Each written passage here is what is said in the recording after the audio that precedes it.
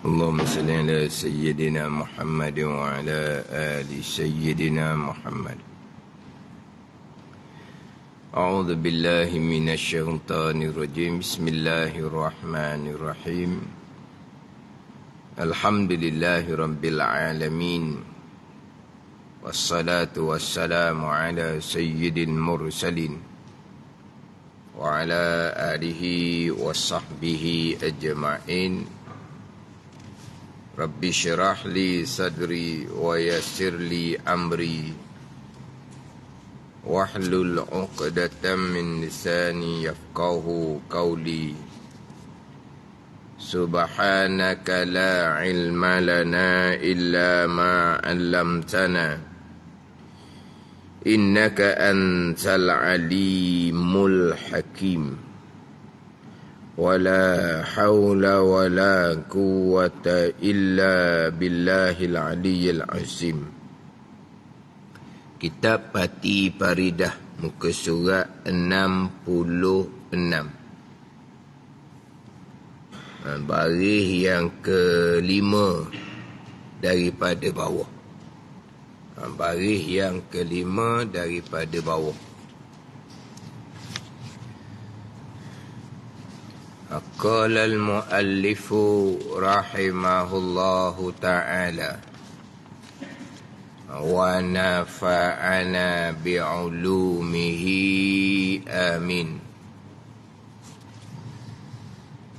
Dan dengar mengumpat dan mengurang sukatan dan timbangan dan khianah dan mencuri dan pukul orang dan bunuh dengan tidak sebenar dan berjalan pada tempat yang haram.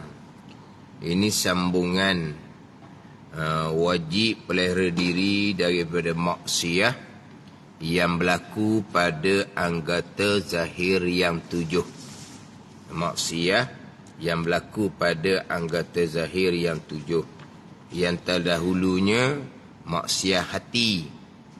Yang terdahulu bicara berkaitan dengan pelihara diri daripada maksiat hati. Ini pelihara diri daripada maksiat daripada anggota yang zahir. Yang terdahulunya makan minum yang diharamkan. Itu pelihara perut. Mengumpat, kemudian pelaga orang, dusta, memaki, itu maksiat lidah.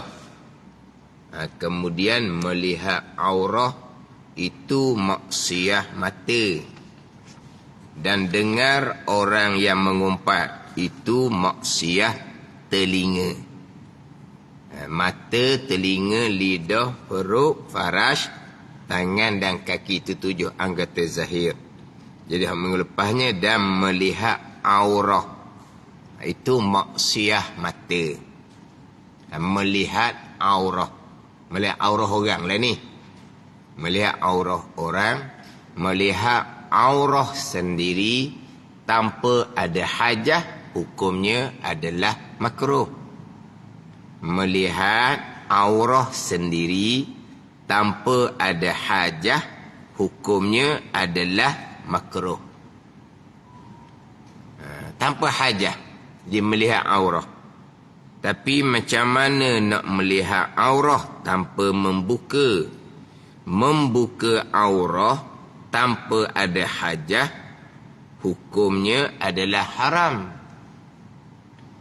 Membuka aurah ketika seorang diri tanpa ada hajah, hukumnya haram. Melihat aurah tanpa ada hajah, hukumnya makruh. Jadi kalaulah nak melihat macam mana kalau tidak buka. Kita bicara minggu lepas kan, ada aurah seorang diri. Dia panggil aurah fil khulwati. Seorang diri ni, lelaki sama, perempuan sama, ada aurah. Bukan boleh telanjang saja-saja, tak boleh, haram. Aurah lelaki seorang diri 2 kemaluan. Lelaki pakai seluar dalam, kira lepas adalah menutupi aurat seorang diri. Adapun perempuan seorang diri antara pusat dan lutut. Ada ni. Maknanya kalau perempuan seorang diri, dia pakai seluar pendek sampai ke separuh peha seorang diri, masih lagi diharamkan. Orang lelaki bukan pakai seluar pendek, pakai seluar dalam pun sudah menutupi aurat. Aurat lelaki seorang diri, dua kemaluan. Aurat perempuan seorang diri antara pusat dan lutut. Mana lelaki kalau seorang diri pakai seluar pendek itu lebih dah tu. Sebab dia hanya dua kemaluan. Seluar pendek sudah menutupi separuh peha. Tetapi kalau perempuan seorang diri, dia pakai seluar pendek, hukumnya masih lagi haram. Sebab pandangan muktamad, aurat perempuan seorang diri antara pusat dan lutut.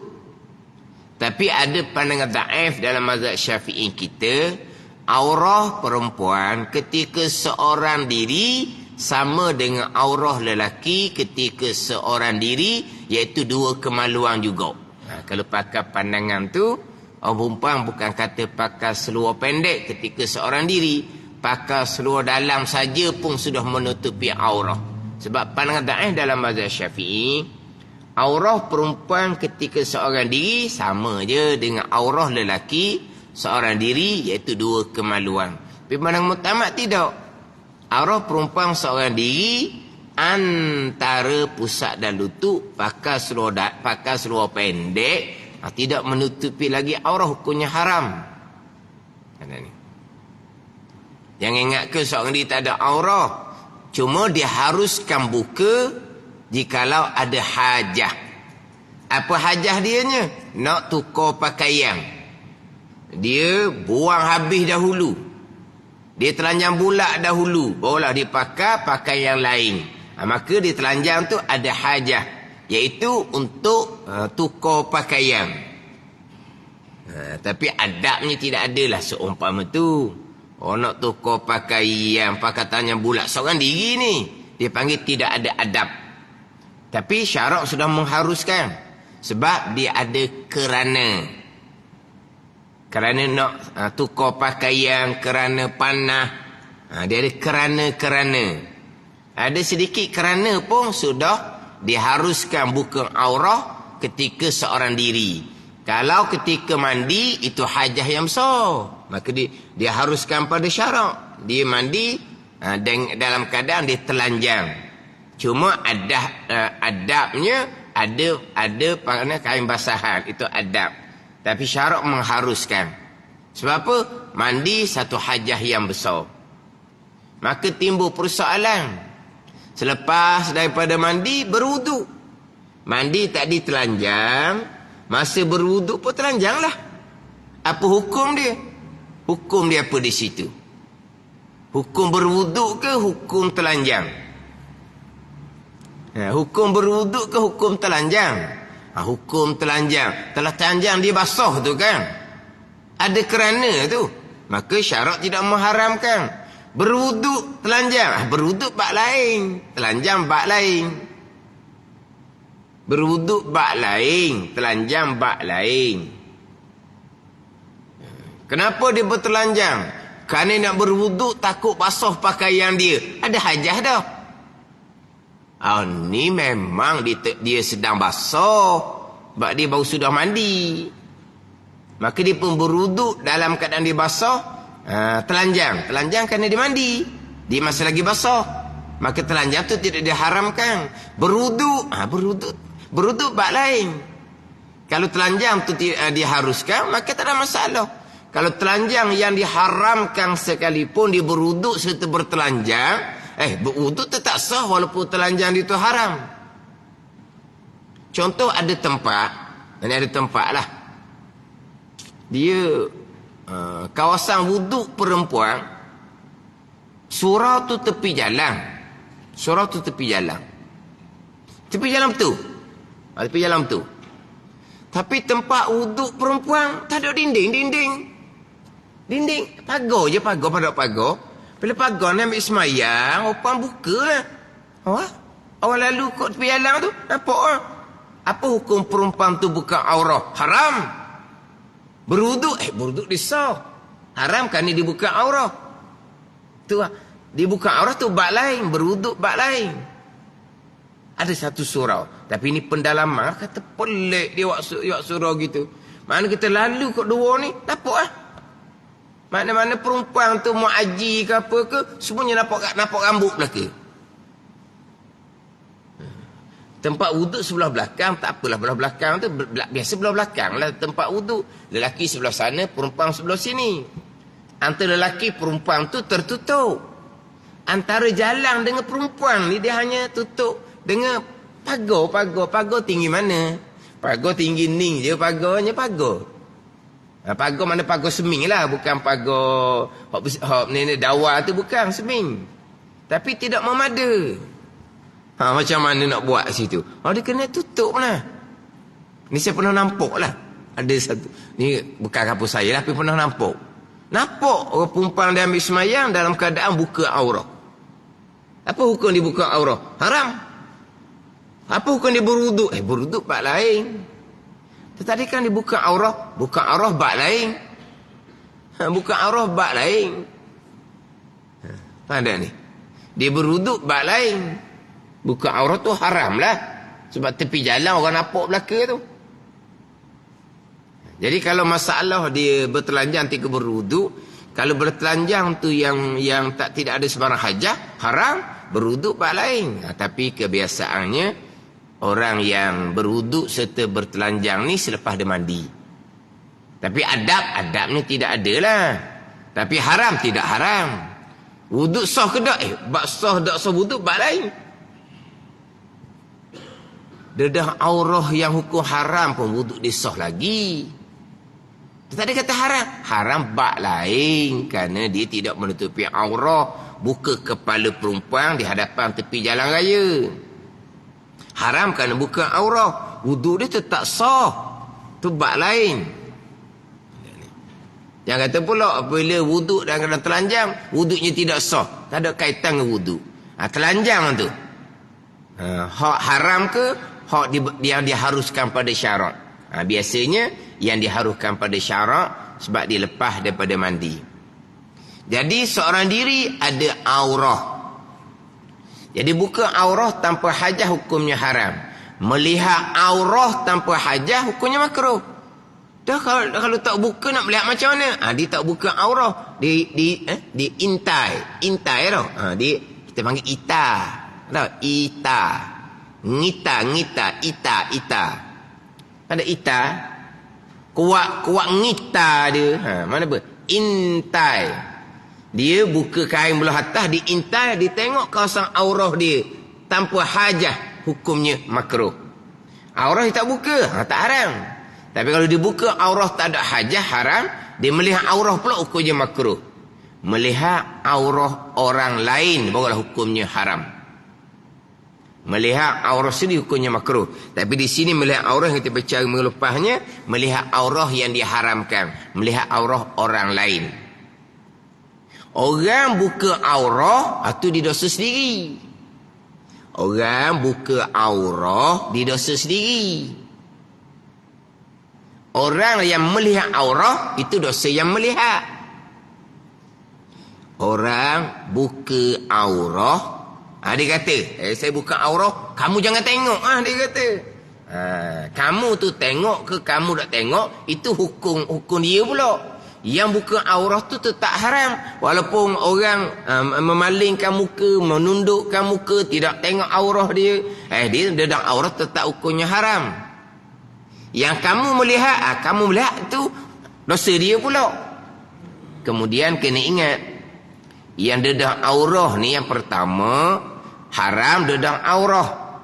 Orang pun melihat aurah dia, maka yang kawan tu pun berdosa kerana melihat aurah seseorang. Yang seseorang buka aurah, maka berdosa dia kerana seorang buka aurah. Yang buka aurah ni ada dosa tambahan. Yang pertama berdosa kerana dia dedah aurah.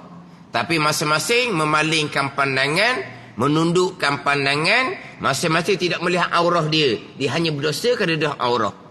Tiba-tiba apabila dedah aurah, orang lain pun tengok. Maka melihat aurah ni haram ni. Yang orang lain ni. Kenapa jadi haram? Kerana melihat aurah. Kenapa dia melihat aurah? Kerana kamu buka aurah. Dia tak ada satu lagi dosa yang lain. Ada ni? Dosa dedah aurah tetap dah. Orang melihat ataupun tidak. Bila orang melihat saja, dia akan bertambah dosa. Kerana sebab dialah menyebabkan orang lain berdosa. Kerana melihat aurah dia. Yang melihat aurah tu tetap dosa. Yang pula, kamu buka. Kamu berdosa. Aku terpaksa tengoklah sebab kamu buka. Dah. Yang melihat aurah tu berdosa. Tapi yang menyebabkan orang berdosa tu, kan dia dedah aurah, itu dosa lain. Dia dedah aurah, dosa lain. Apabila dia dedah aurah, orang melihat aurah dia menyebabkan orang yang berdosa, dialah yang menyebabkan orang tu berdosa. Dia ada dosa lain. Orang yang dedah aurah. Ini bicara ni, melihat aurah. Ini orang yang melihat. Melihat aurah orang lain. Orang masing-masing wajib menutupi aurah. Orang lain pula wajib memelihara pandangan, jangan melihat aurah orang. Dia buka, dia berdosa.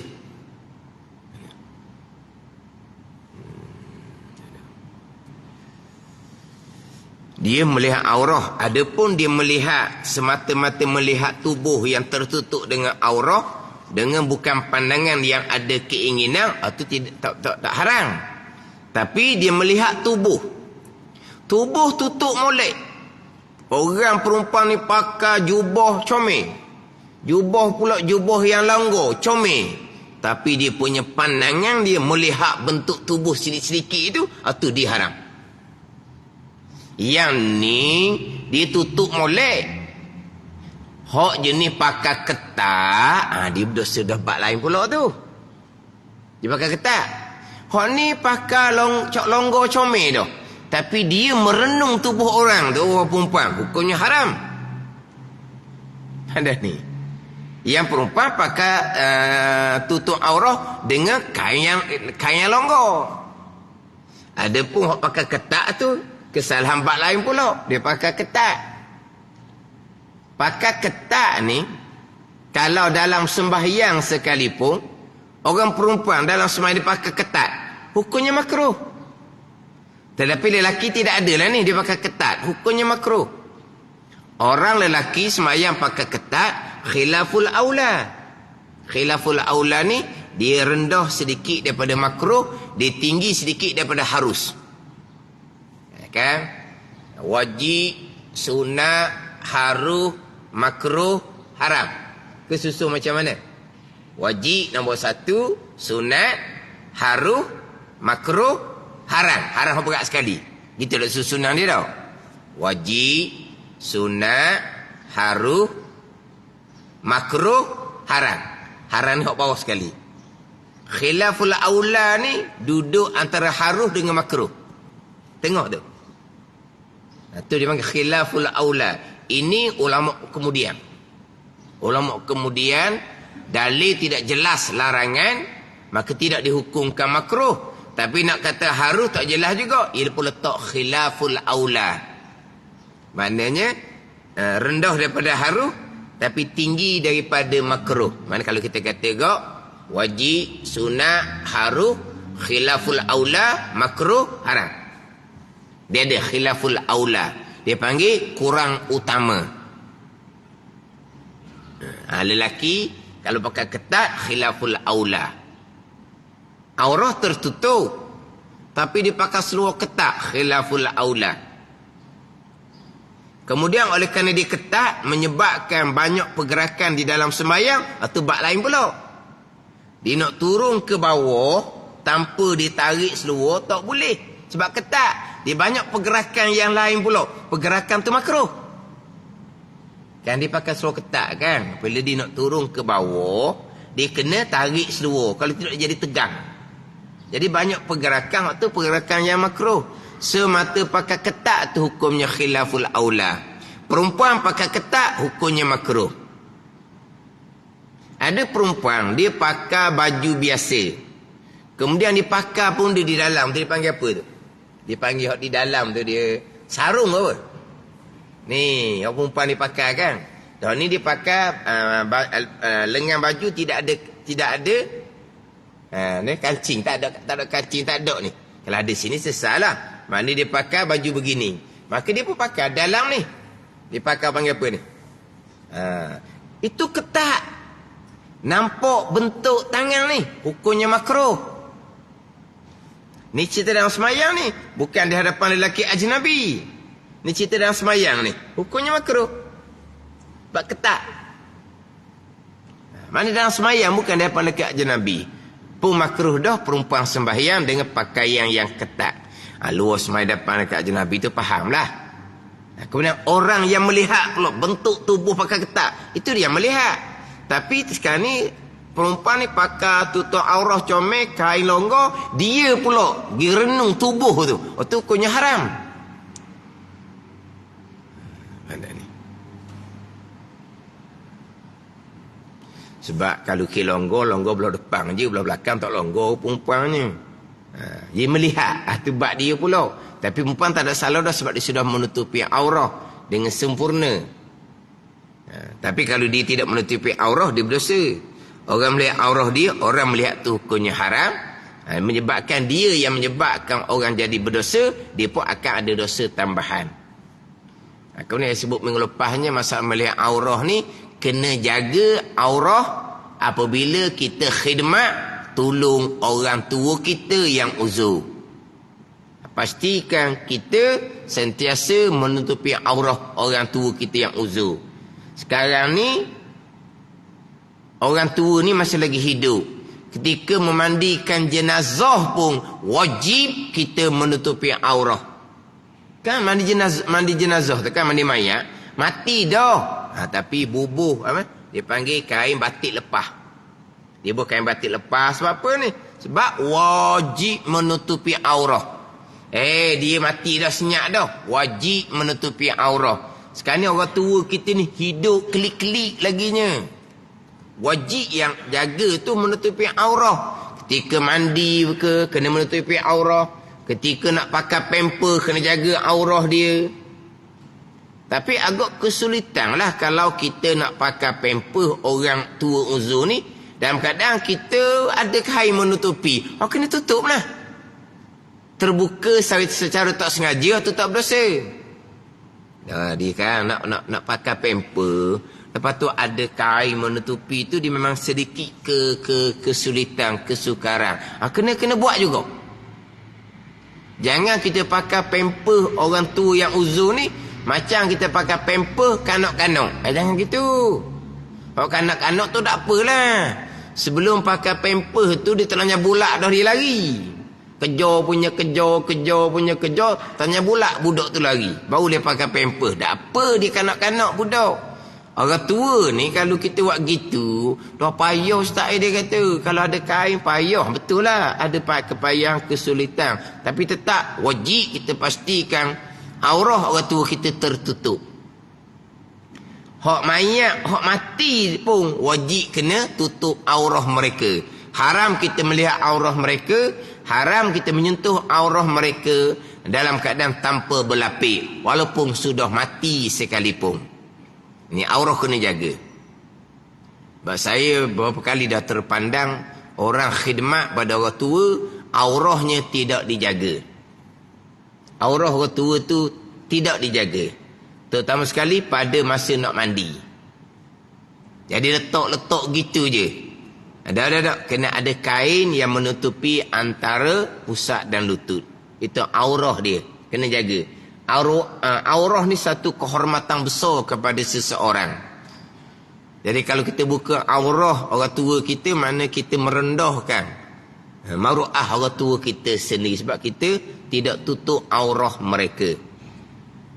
Jangan buat bibir kurang tu. Itu berkaitan dengan aurah. Kena tahu bab aurah ni. Sebab ada orang faham, mak anak perempuan, menantu perempuan, tak apalah. Ayah anak lelaki, menantu lelaki, tak apalah. Mak ayah dengan anak perempuan, anak lelaki, dengan menantu perempuan, menantu lelaki, bicara aurah sama sahaja. Mak dengan anak perempuan, mak dengan anak lelaki. Ayah dengan anak perempuan, ayah dengan anak lelaki. Aurah sama antara pusat dan lutut. Antara pusat dan lutut. Dalam bab aurah ni kita kena didik daripada awal lagi. Anak umur 7 tahun kita kena didik dah menutupi aurah. Anak umur 7 tahun kita kena didik dah menutupi aurah. Kalau dengan ajnabi, kena pastikan macam mana aurah perempuan di hadapan lelaki ajnabi walaupun budak ni umur 8 tahun belum balik lagi. Siapa ajnabinya? Ajnabinya abang ipar, ajnabinya bapak saudara sabik. Siapa ajnabinya? Sepupu lelaki. Ajnabi lelaki tu. Abang ipar ajnabi, bapak saudara sabik ajnabi, sepupu lelaki ajnabi. Budak ni belum balik. 7-8 tahun kita kena ajar dah dia. Pakai tudung molek bukan turun tanah saja. Ni turun tanah pun besar jala dah budak tu. Pala budak tudung. Ada kat pesen tu. 7 tahun tu kita kena ajar dah. Batasan aurah kena jaga. Kemudian kalau dia sudah 7-8 tahun, dia nak mandi sesama dia. Sesama dia tak kira lah. Perempuan dengan adik-adik perempuan, perempuan dengan sepupu perempuan, tak kira lah. Pastikan mereka menutupi antara pusat dan lutut. Sebab aurah perempuan sama perempuan adalah antara pusat dan lutut. Kena jaga lalu dah. Dia nak mandi sekali ni, jumpa sepupu dia, nak mandi sekali. Umur 7, 8, 9 tahun, nak mandi sekali. Sekali tu perempuan sama perempuan ke, lelaki sama lelaki ke, wajib pastikan menutupi antara pusat dan lutut. Budak tak ada hukum sebab budak belum balik. Ini hukum atas orang tua dia. Janganlah pula 7-8 tahun barunya dia pun nak mandi sesama perempuan, pakai dalam masing-masing. Haram. Sebab aurah antara pusat dan lutut, bukan dalam saja. Badan ni. Budak tak balik, budak tak ada hukum. Ibu bapa yang ada hukum.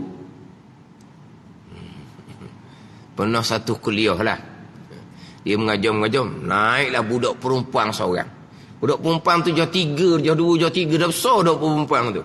Dia naik atas surah tu. Masa ustaz tu mengajar. Dah pakai tudung kepala budak tu. Siapa kena balik? Ya ustaz ni pula. Budak ni besar dah ni. Anak siapa ni kepala dak tudung ni? Seorang dak mengaku. Dah ustaz tu nak mengajar dalam surah. Jadi kelas tu ada kelas orang puan ramai. Masuklah budak seorang. Dia kata budak tu jauh 3. Mana besar dah. Bukan jauh 1 dah. Besar dah. Jauh 3 dah dia kata. Lebih kurang. Atau kalau jauh 2 pun mungkin tubuh dia besar gitulah. Jadi ustaz ni kejut. Apa budak ni? Kepala dak tudung ni. Dia tanya. Anak siapa budak ni? Tak ada seorang angkat tangan. Tak ada seorang angkat tangan. Budak tu kelik-kelik. Budak tu dah reti. Budak tu. Mak dia. Mana mak dia? Surah. Maknanya daripada rumah dia nak pas surah tu. Mana paling dia dogodoh lah. Mak dia tak ajar. Siapa nak tak surah mana anak dia tu. Ngepala dengar tak tudung kepala. Kejut ustaz tu. Tanya direct. Anak siapa? Seorang tak mengaku. Dikira budak belum balik. Tak kira gitu. Dikira kewajipan atas ibu bapa. Ni cerita hukum. Patut zaman dulu macam zaman dulu. Zaman dulu tu, hak zaman dulu lah. Zaman dulu. Dia jauh 6 pakai atas daripada lutut dia budak puan ni. Tahu, budak lelaki pakai pendek. Budak puan pakai jauh 6. Bukan jauh 1, jauh 2. Jauh 6. Budak perempuan pakai skirt atas lutut lagi. Dia bukan skirt dah, dia baju atas ke bawah dah. Dia selah dah. Dia bukan ada kain. Tak ada oh. Dia baju sampai ke dia panggil apa gitu? Dia panggil baju apa gitu? Budak dulu. Dia jauh 6. Kalau orang perempuan umur 50-an, senyum sendiri sudahlah. Orang perempuan, orang umur 50-an. 50-an tau. Kalau 50 ke bawah tak ada tau. Dah pakai jukur dah tau. Hak 50-an. 50-an. Hak lelaki dia tahan lagi dah pendek. Hak puang tu pakai skirt atas dulu tu. Gimana? Taing dia rehat, dia main hak berkaki je. Main berkaki je. Melompat, nampak lo dalang dia. Tak ada cara. Zaman dulu kan. Budak-budak kerti apa pun. Tu macam mana? Tu zaman dulu. Tu cerita lain lah. Hukum dia samalah, berdosa tu berdosa. Tapi aku dulu tak tahu hukum. Sebab dia kurang pengajaran agama. Jahil seumpama tu dimaafkan pada syarak. Baik tak tahu. Tapi kena ingatlah kita sekarang ni. Hak kata wajib tutup aurah tu atas diri bila balik. Hak ni bicara kewajipan atas ibu bapa. Pastikan anak kita menutupi aurah bila umur 7 tahun. Di hadapan lelaki ajnabi, ipo, pak dara sabit, sepupu lelaki pun semua, tu hak dengar ajnabi lah macam mana, kena pakai tudung lah. Kena pakai tudung kepala. Dia agak sulit sedikit lah. Kalau kata satu rumah tu didiami oleh mak ayah dan anak sekelamin, dua kelamin, rumah besar. Jadi mak ayah rumah besar, jadi anak dia sekelamin, dua kelamin, duduk di rumah yang sama. Jadi sepupu ni membesar, mana bersama-sama dia kecil. Dia pada umur 7 tahun saja kita sudah kena bataskan. Kita sudah kena bataskan. Jangan pakai orang tua dulu. Dia kata sepupu ni adik-beradik. Dia kata orang tua dulu kan. Jadi dia tak ada benda. Sebab sepupu ni adik-beradik. Dah. Itu ajnabi boleh berkahwin. Tapi memang tu sikit lah. Sebab duduk serumah. Maknanya daripada kecil duduk berkawan. Sepupu lelaki puang ni. Kita kena jarak kan. Bukan amal balik. Bermula 7 tahun. Kita kena bataskan dah. Mana kalau ada sepupu lelaki, kena pakai tudung lah. Budak perempuan ni. Ini kewajipan atas ibu bapa. Atas budak belum balik, kita maklum tidak ada sebarang hukum. Sebab dia belum mukallaf, belum ditaklifkan oleh syarak. Mukallaf ni yang balik serta berakal. Itu bicara bab aurah. Dan dengar mengumpat. Ini bahagian telinga. Mengumpat maksiat lidah. Dengar mengumpat maksiat telinga. Dengar mengumpat maksiat telinga. Ini cerita dengar mengumpat. Dia sama je. Orang memfitnah yang tak ada telinga pun sama. Orang memaki hamun orang yang lain yang tak ada telinga pun sama. Pandai ni. Orang bohong.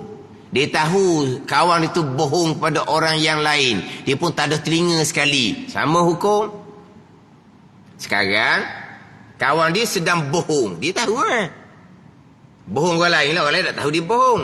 Yang kawan yang duduk sekali dengar kawan dia bohong pada orang lain, dia akan bersekali dosa. Sebab dia mendengar akan maksiat. Kalau dia tahu. Kalau kawan dia sedang bohong pada orang lain, dia dengar, dia pun tak tahu itu pembohongan. Dia tak ada hukum. Baik tak tahu kalau itu benda bohong. Jadi kalau seseorang tu bohong, sesuatu bohong terang-terang, yang tak ada telinga dengar pembohongan, yang memang tahu itu pembohongan, bukan yang bohong saja berdosa, yang tak ada telinga tu pun berdosa. Kalau yang tak ada telinga tak tahu dia bohong, maka tak ada berdosa lah orang tak ada telinga tu. Jadi mangsa je lah. Kena tipu dia orang.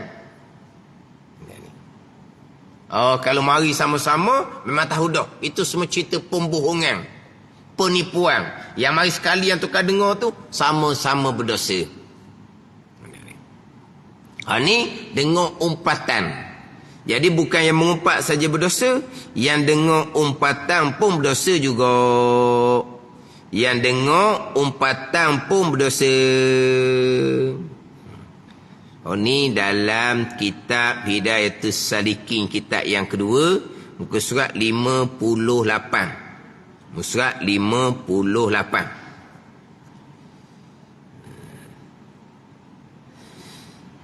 Surat 58 ni, hendaklah engkau pelihara akan telingamu itu daripada 5 perkara. Saya nak pergi pada perkara yang kedua. Perkara yang kedua. Perkara pertama, engkau pelihara daripada mendengar dengan dia dengan telinga kepada segala yang bid'ah, yang dicela, yang mazmumah, yang tiada muafakah dengan syariat. Kalau muafakah dengan syariat tu tak apa. Bid'ah yang hasanah tu tak apa. Ni bid'ah yang mazmumah. Tu dengar tu hukumnya haram juga. Dan kedua, engkau pelihara daripada mendengar dengan dia dengan telinga akan orang yang mengumpat orang. Apa tuan kitab ni kata? Dan jangan engkau sangka dosa itu tertentu bagi orang yang mengata dengan dia. Jangan sangka dosa tu kena pada orang ngupak je. Ni. Ada tak orang sangka gini ni? Ni Haidatul Salikin surat 58 baris yang kelima daripada bawah. Kedua, engkau peliharakan daripada mendengar dengan dia dengan telinga akan orang yang mengumpat orang. Orang yang mengumpat ni maksiat lidah. Jangan kau dengar. Kena pelihara molek. Dan jangan engkau sangka. Kitab dosa itu, dosa mengumpat tu, tertentu bagi orang yang mengata dengan dia dengan mengumpat. Tetapi dapat pula dosa orang yang mendengar akan dia akan mengumpat. Itu seperti orang yang mengata akan dia akan mengumpat. Jangan kau sangka dosa mengumpat ni tertentu, kena khas kepada orang yang mengumpat saja. Orang dengar pun sama lah berdosa. Kira ni? Kita tak tambah, kita dengar saja je. Mengumpat ni payah di pada masyarakat, dosa. Lepas tu kita dengar saja je, kita dak sampuk pun, kita dak tambah pun. Ni jangan sangka comel kita. Jangan engkau sangka dosa itu tertentu bagi orang yang mengata dengan mengumpat, tetapi dapat pula dosa, dapat juga dosa orang yang mendengar akan dia itu akan mengumpat seperti orang yang mengata akan dia akan mengumpat. Kerana hadis Nabi sallallahu alaihi wasallam, innal mustami'a, ada riwayat innamal mustami'u, innal mustami'a syarikul qail wa huwa ahadul mughtabaini. Artinya bahawa senya orang yang mendengar itu menyengutui bagi orang yang berkata. Yang mendengar menyengutui, pakat sekali menyengutui. Syarikul qail, syarik. Apa dia syarik? Yang kosilah. Syarikul qail, menyengutui bagi orang berkata. Dan iaitu satu daripada dua orang yang mengumpat. Wahwa ahadul mughtabaini, yang mendengar tu salah seorang daripada Nabi kata dua orang yang mengumpat. Faham tak? Jenis tak ada telinga saja ni. Tapi hak Nabi kata innal mustami'a. Istima', ada istima', mustami'. Hak dalam hadis tu kan, kun aliman au muta'alliman au mustami'an.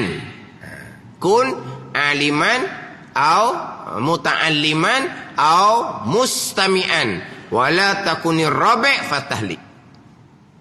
Hadis itu kita biasa dengar. Au mustami'an, dia panggil apa? Istima'. Apa dia istima'? Tuntuk dengar. Isma' dia dengar. Istima' ni tuntuk dengar. Ada tuntut dengar. Kalaulah tempat kerja. Tempat kerja ni berhampiran. Berhampiran meja. Adalah sekelompok tu sedang mengumpat. Yang duduk dekat-dekat ni buat kerja masing-masing di meja masing-masing, tak masuk geruk tu. Tapi dia berkewajipan kena tegur. Jangan mengumpat, haram, dia kena tegur. Ada ni.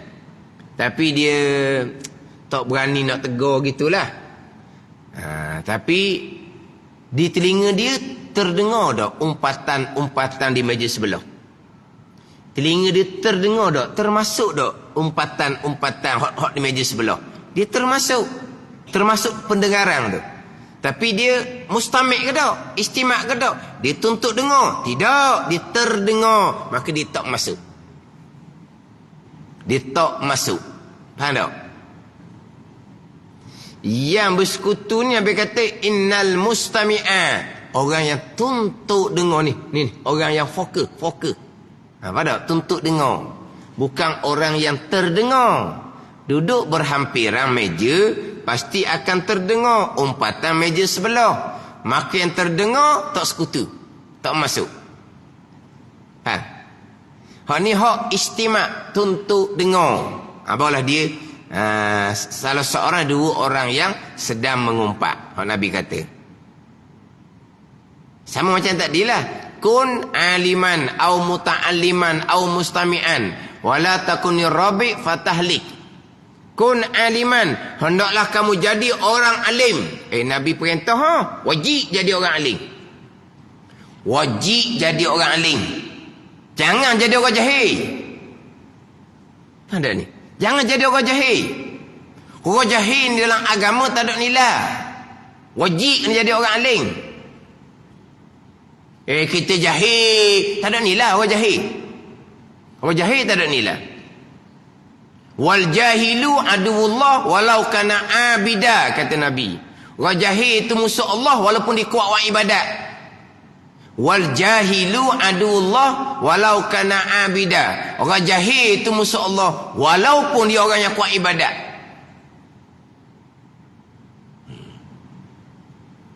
Al-alimu habibullah walau kana fasika. Orang berilmu tu kekasih Allah walaupun dia buat dosa.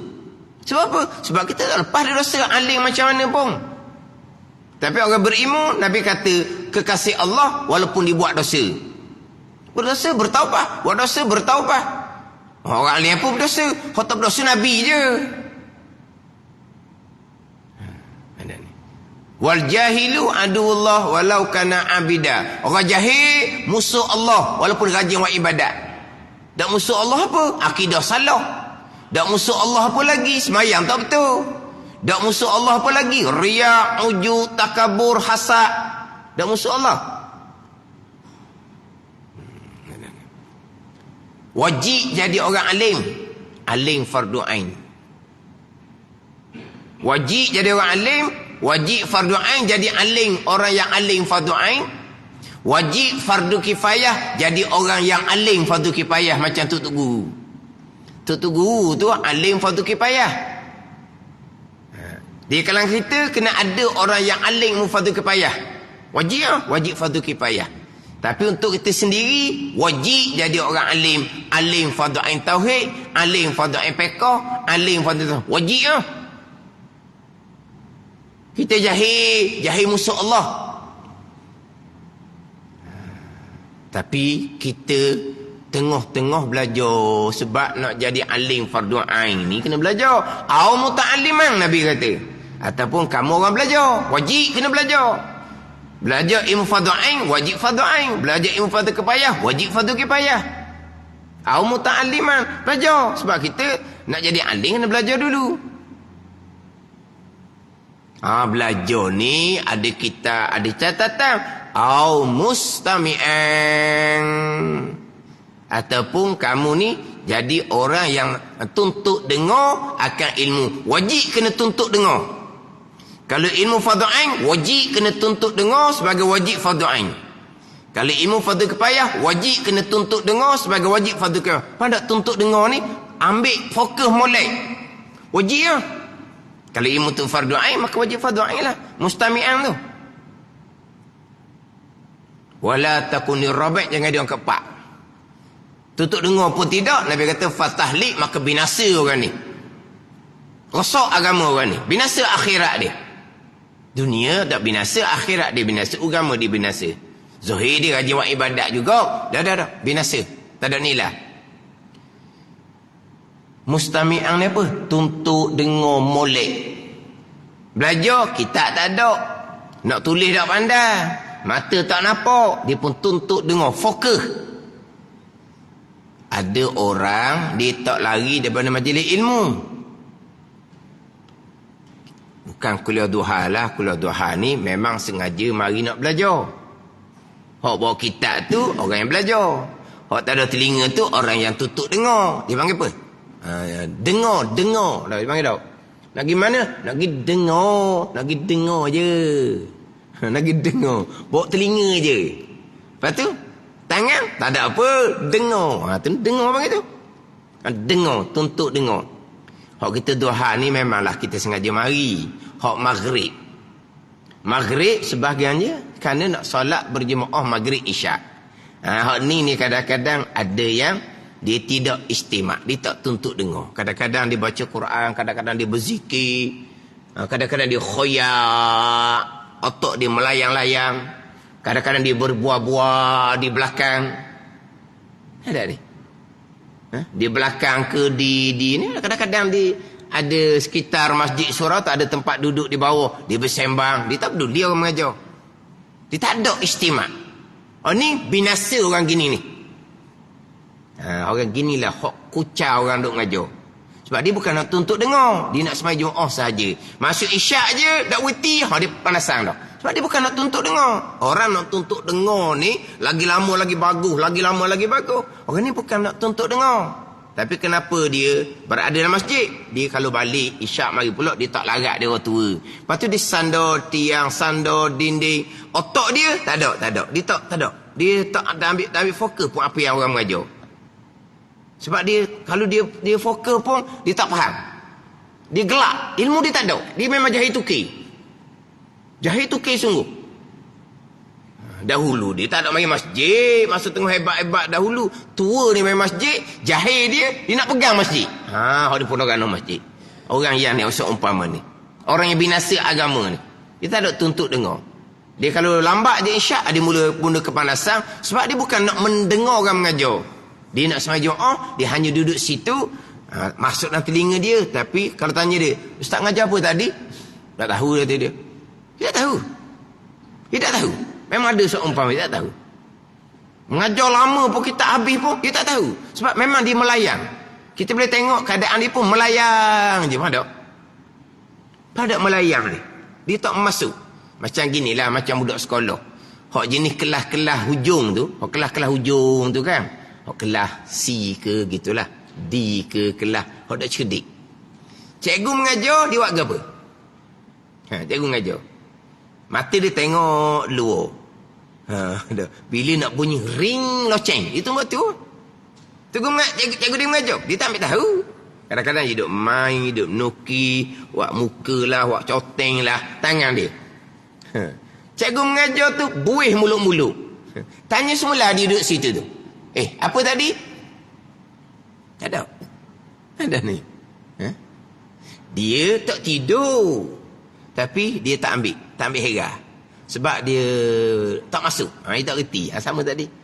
Orang tua, hak jahil agama ni, kalau dia duduk di masjid tu pun, macam budak, hak tak reti apa tu. Dia tidak istimak. Dia tidak ada bahagian dalam majlis ilmu tu.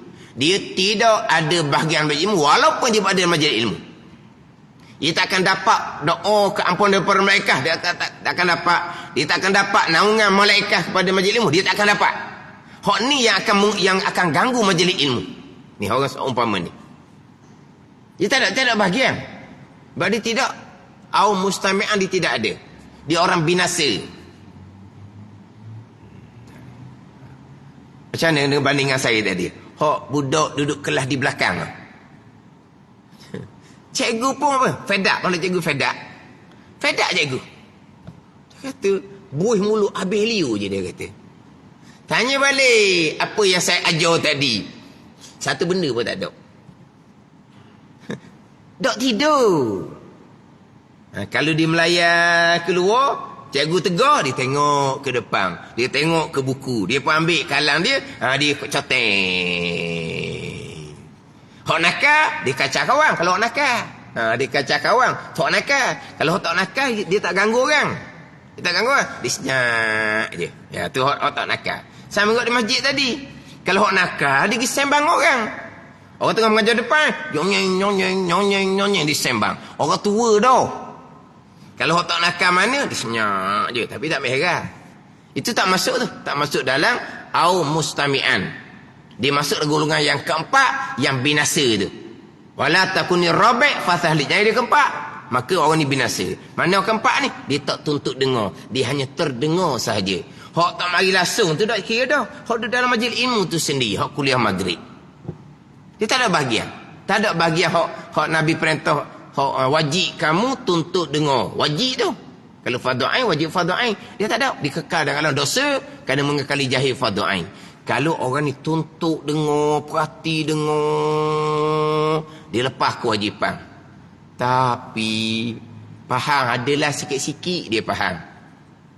Hak dia faham pun tanya balik. Faham macam mana, dia pun cerita. Tak betul pun dia faham pun. Tapi masa orang mengajar, dia tak ada fikir lain. Dia istimak. Dia memang tuntut dengar orang mengajar. Tuntut dengar betul. Tanda ni. Tapi dia tak mampu menguasai. Maka tak berasa dia. Dia mati dalam tuntut ilmu. Sebab dia tuntut dengar. Dia mati dalam dengar, kita panggil. Dia mati dalam dengar. Mana apa? Dia belajar. Tapi dah dia lambat nak faham. Sebab dia pun kosong, tidak ada asas. Tapi dia fokus. Tuhan beri kemudian. Alhamdulillah. Terkadang begitulah dianya. Orang mengajar tak pernah tidur, tak pernah bersembang, tak pernah otak melayang. Dia fokus sungguh-sungguh. Tapi apa yang didapat sedikit saja. Alhamdulillah, yang pasti dia sudah menunaikan kewajipan. Dia sudah tidak berdosa. Di dalam belajar. Bila dalam belajar seumpama ni, salah dalam amal dia dimaafkan. Sebab dia salah dalam belajar. Dia buat salah tu mengajar baru ni je, kenapa buat salah lagi? Dia tak faham orang mengajar. Dia tak faham. Maka dia masih lagi mengekali hak salah hak dia buat sebelum dia belajar. Dimaafkan sebab dia salah dalam belajar, tapi kena perhati dengan molek. Jangan hanya saya duduk majlis ilmu je, lepas tu saya tak fikir apa pun, boleh pahala dah. Dah. Nak dapat kelebihan dalam majlis ilmu, sekurang-kurangnya dia kena tuntut dengan molek. Kita Tuhan ni tidak ada masalah sebab kita sengaja mari. Hak maghrib tu hak timbul banyak masalah. Sebab sebahagiannya dia tidak tuntut dengar. Dia hanya tak nak mayam berjemaah maghrib, nak sembahyang jemaah isyak sahaja. Tuntut ilmu ni dia tak peduli pun. Pada ni. Dia wajib tu, kun alimang tu wajib, jadi orang alim tu wajib. Wajib fardu ain lah. Alim fardu ain. Kita kena pastikan, saya alhamdulillah alim fardu ain fiqh tauhid, alim fardu ain fiqh, saya alim fardu ain mana tasawuf, ilmu patut amal lah pula, kena mujahadah, kena pastikan. Dan alim belajar, tak belajar dengar. Jangan jadi orang keempat maka binasa. Tapi nak ambil apa tu? Istimak dia panggil, tuntut dengar. Bukan hanya terdengar, masuk dalam telinga saja, tak tuntut dengar. Jadi masalah kata di sini, dengar mengumpat ni bukan hanya terdengar. Dengar ni memang dia ambil dengar. Dengar mengumpat, dia ambil dengar, dia istimak. Al-mustami'u syarikul qail. Orang yang tuntut dengar menyengutui bagi orang yang berkata-kata. Sama je. Sama sahaja. Ada ni. Jangan engkau sangka dosa itu dosa mengumpat tertentu bagi orang yang mengatakan dia akan mengumpat. Jangan sangka. Kita dengar je. Kita tak tambah-tambah. Sama saja. Orang yang dengar mengumpat mana apa? Orang yang tuntut dengar. Bukan hanya terdengar. Yang mana terdengar tu dia kena cegah. Kenapa? Kenyang. Kenyang pun tak rehat lagi. Kenyanglah makan daging saudara. Tak kenyang lagi. Orang pun kisi-kenyih. Dia pakat lari di meja tu. Pakat tu kan. Oh, kenyanglah dema. Kenyang makan daging saudara. Quran kata. Ayuhibbu ahadukum an ya'kula lahma akhihi maita fakarihtumu. Tuan kata. Suka ke makan daging saudara keadaan dia mati? Nasihat kamu benci. Tinggal mengumpat. Duk makan daging saudara orang mati dah. Orang makan daging orang mati ni orang panggil apa? Tu puak makan daging tu. Apa? Puak makan orang. Cannibal apa? Cannibal tau. Bukan carnivore hok main bandar tu. Tu carnivore tau. Ni apa? Cannibal. Hok makan daging orang. Maknanya orang mengumpat, puak carnivore ni. Puak apa? Puak makan daging orang. Molek dia kalau pejabat pihak tulis. Orang mengumpat adalah orang yang cannibal, makan daging saudara dia hak tak mati. Tak ada mengumpat dah. Kau tulis molek dia. Lah. Dah dia pula orang ni mari. Dia punya pelanggan dia mari. Lepas tu, tengok orang tu. Orang dah kapur mana mari tu. Dia pun tunjuk kawan dia. Tu. Allah. Darat. Pakai baju gitu. Tengok baju dengan tak kena sungguh lah dia punya warna. Tu orang kapur mana. Dia tak mumpat tak setarang pada orang mari. Pada ni. Kadang-kadang dia tak kata ke mulut. Apa ni? Isyarat. Tu mengumpat juga. Tu mengumpat dengan isyarat. Tak kau orang mari orang kapung kan. Baju merah nyala mari mana ni? Kalau jumpa dengan lembu ni kena kejar Ni orang kapung mana mari darat baju merah nyala. Ada ni. Tu mengumpat. Kadang-kadang gi dah orang tu. Allah tadi. Bodoh sungguhlah. Nak tulis pun tak betul. Tak nak baca wali. Dia mengumpat pula nya. Kawan ni dengar je. Apa tu? Cannibal. Makan daging orang mati. Tegur lah. Kena tegur. Kena beri peringatan. Meduk mengumpat. Banyak pahala sangat ke nak beri kat orang? Nak ngumpat ni banyak pahala ke? Lepas tu kata Abdullah Al-Mubarak, kalau aku ni suka mengumpat, nescaya aku akan mengumpat kedua tu aku sebab mereka lebih berhak dengan pahala kebajikanku. Pandai ni. Kata Abdullah Al-Mubarak, kalau aku ni bahi mengumpat, nescaya aku akan umpat kedua orang tua aku kerana mereka lebih berhak dengan pahala kebajikanku. Jangan salah faham ni, bukan suruh mengumpat mak ayah. Tapi kalaulah aku ni suka mengumpat, aku akan mengumpat mak ayah. Sebab mereka lebih berhak dengan pahala aku. Ni kita beri pahala pada orang kita tak kenal. Mari ni berurusan dengan kita, kita mengumpat. Kita tak kenal pun dia tu. Kita nak beri pahala ke dia? Tambahan pula, orang yang kita beri pahala tu, orang yang kita tak berahi. Mana orang kita tak belajar angin lah. Kita nak beri pahala pada orang kita tak suka. Kita, orang yang kita tak suka, nak belanja ais cawang pun kita kedekut. Bukan kedekut, tapi untuk belanja ais cawang kepada dia, tak. Jadi macam kedekut lah. Tiba-tiba kita belanja pahala. Cerdik. Macam mana orang tu? Minta maaf. Kan kamu dengan dia kan tak belagangi. Lah sebab tu lah minta maaf. Tak mengumpat lah sebab apa? Tak kena beri pahala pada orang yang kita tak suka. Baik kita beri pahala pada mak ayah kita. Contoh macam mana? Ni kita beri pahala pada orang kita tak suka. Mana dengar umpatan, kita wajib kena nasihat. Kemudian kita jangan tupang dengar pula. Orang tupang dengar sama sahaja dengan orang yang mengumpat. dan mengurang sukatan dan timbangan, hak ni pergi pula kepada maksiat tangan. Wallahu a'lam.